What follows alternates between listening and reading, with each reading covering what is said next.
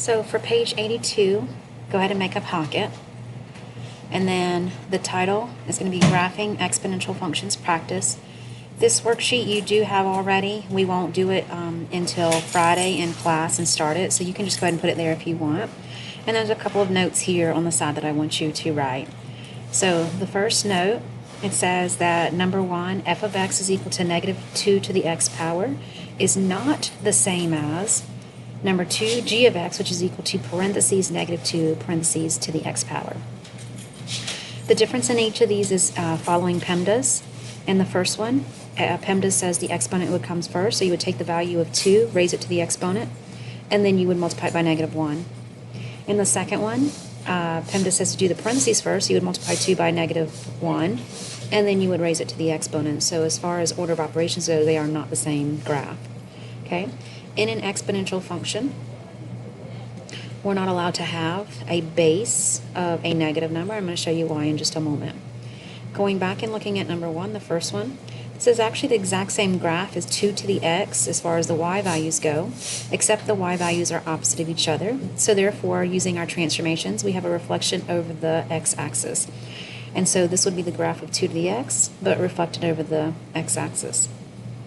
For parentheses negative 2 to the x, for this one, we are going to just create a table to show what's going on here. Because the base of 2 in this case is negative, you're going to actually end up, when you write these exponents out and start evaluating them, you'll notice that you'll actually end up having exponents that are either even or odd. And depending on if the exponent is even or odd will determine if the value is positive or negative.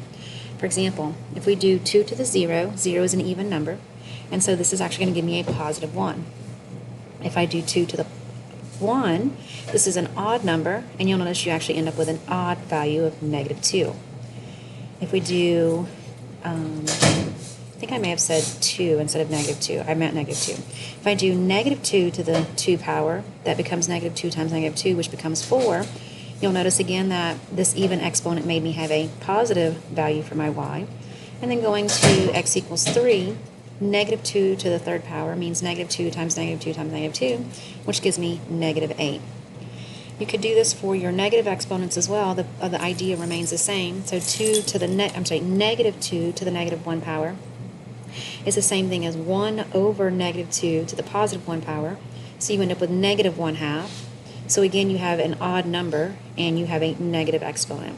You would continue the same process, and this is what your graph would look like for your parentheses negative 2 to the x. This is the reason this can't be considered an exponential function, because it isolates between positive values and negative values instead of just strictly increasing or strictly decreasing. Okay, and that's it for this page.